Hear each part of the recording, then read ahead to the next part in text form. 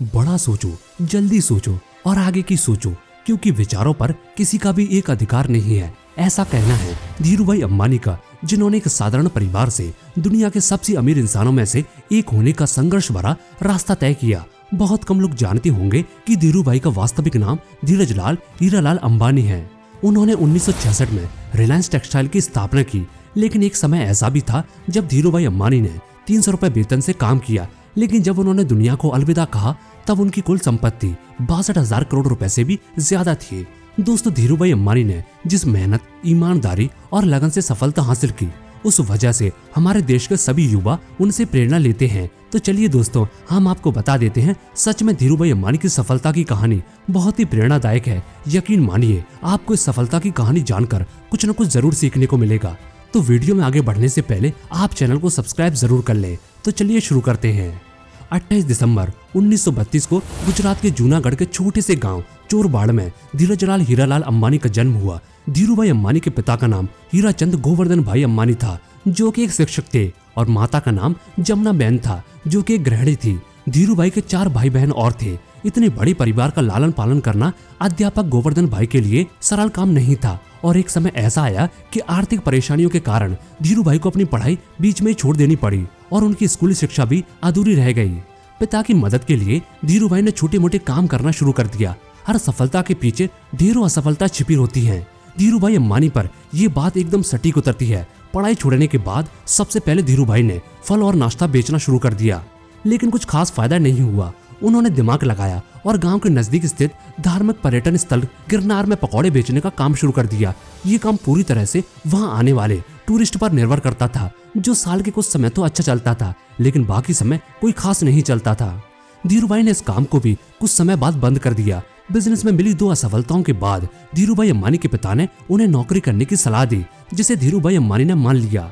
धीरूभाई अंबानी के बड़े भाई रमणीक भाई उन दिनों यमन में नौकरी करते थे। उन्हीं की मदद से धीरूभाई को यमन जाने का मौका मिला। वहां उन्होंने पेट्रोल पंप पर काम किया और महज 2 सालों में अपनी योग्यता की वजह से मैनेजर के पद तक पहुंच गए। इस नौकरी के दौरान भी उनका मन नौकरी कम और बिजनेस करने के मौके की तरफ ज्यादा रहा। उन्होंने हर एक संभावना पर विचार किया और धीरूभाई अंबानी हर समय बस यही सोचते रहते थे कि वो किस तरह से एक सफल बिजनेसमैन बन सकते हैं।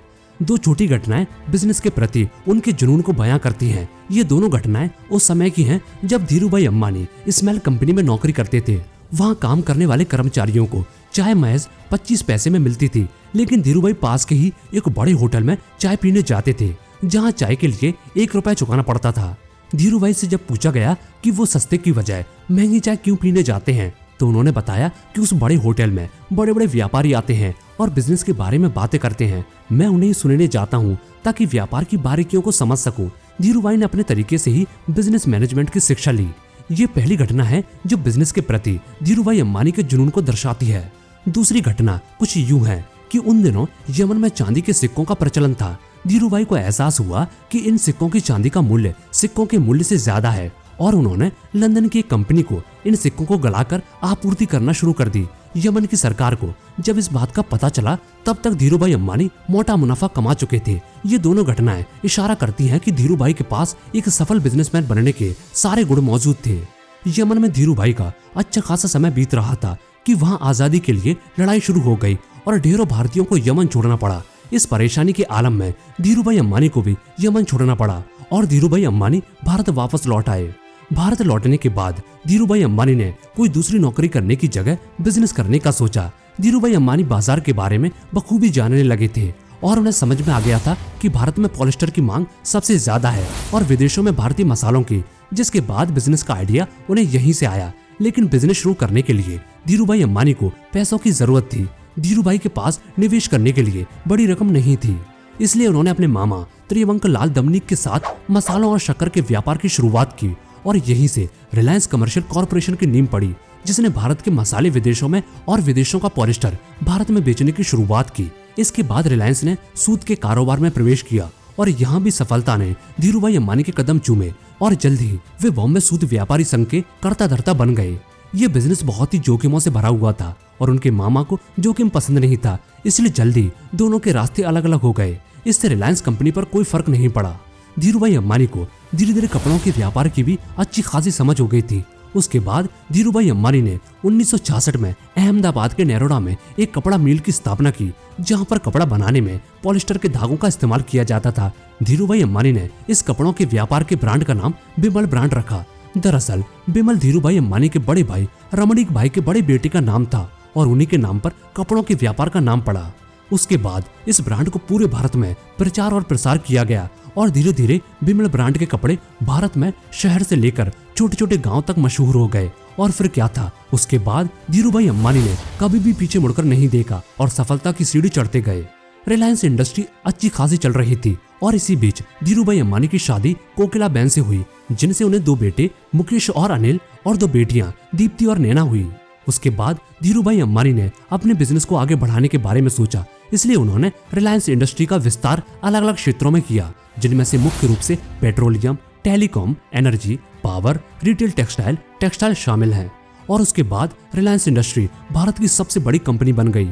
दोस्तों, इस बात में कोई भी शक नहीं है कि धीरूभाई अंबानी ने इस मुकाम पर पहुंचने के लिए बहुत ही मेहनत की, लेकिन इस बीच उन्होंने कई सारी आलोचनाओं को भी झेला। धीरूभाई अंबानी पर सरकार की नीतियों को बदलने के भी आरोप लगे, यहाँ तक कि ये भी कहा गया कि धीरूभाई अंबानी ने अपने कॉम्पिटिटर को भी सरकार नीतियों के सहारे मात दी। लेकिन लोग क्या कहते हैं, धीरूभाई अंबानी को इस बात से कोई फर्क नहीं पड़ा और वे लगातार सफलता हासिल करते गए।